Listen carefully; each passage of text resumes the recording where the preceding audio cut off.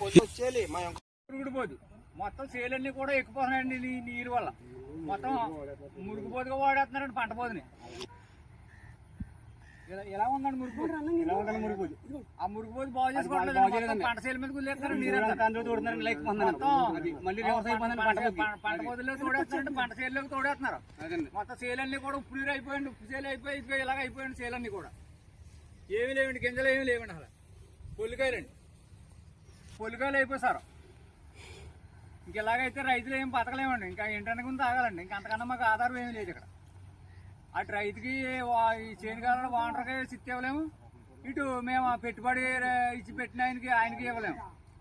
ఏది కూడా సమాధానం చెరువుల వాళ్ళు అయితే మాకు ఏం అసలు సమాధానం ఏం చెప్పట్లేదండి రావట్లేదండి అసలండి రైతులు గొట్లకి వచ్చేటప్పటికి వాళ్ళు రావట్లేదండి నీళ్ళన్నీ పోయండి ఉప్పు నీరు ఎక్కడాకి మామూలుగా పంట పోతుకి అన్ని వాటర్ కూడా ఆ బోధంటే దిగుతుందండి దానివల్ల చేను మొత్తం వ్యవసాయం అంతా 10 ఎకరాల వ్యవసాయం ఉందండి 10 ఎకరాల వ్యవసాయం కూడా మొత్తం కోత పోయకుండా పోతున్నాయండి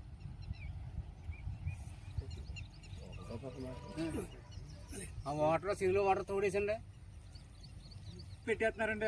వాటర్ పట్టిన తర్వాత వాటర్ అంతా తోడేసండి బోతులు నిండిపోయండి మొత్తం చేయాలకి ఎక్కిపోయి ఉప్పు నీరు అంతా మొత్తం ఎక్కిపోయి మొత్తం నాశనం పంట పండిపోయింది ఇది ఇలాగ అయిపోయింది చూడండి అది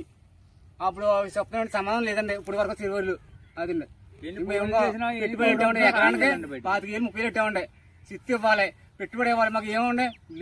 బక్కలు ఏంటో తాగాలండి అది వెళ్ళలేదండి ఇంకా ఇప్పుడు ఏదో చెప్తారు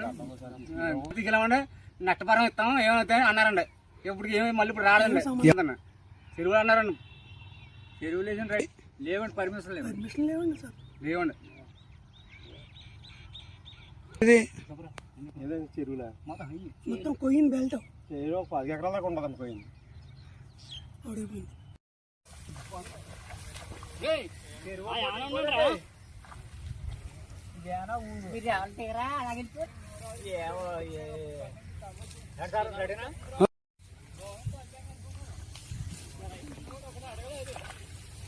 వచ్చేయాలి మురుగుడిపోదు మొత్తం సేలన్నీ కూడా ఎక్కిపోతున్నాయండి నీరు వల్ల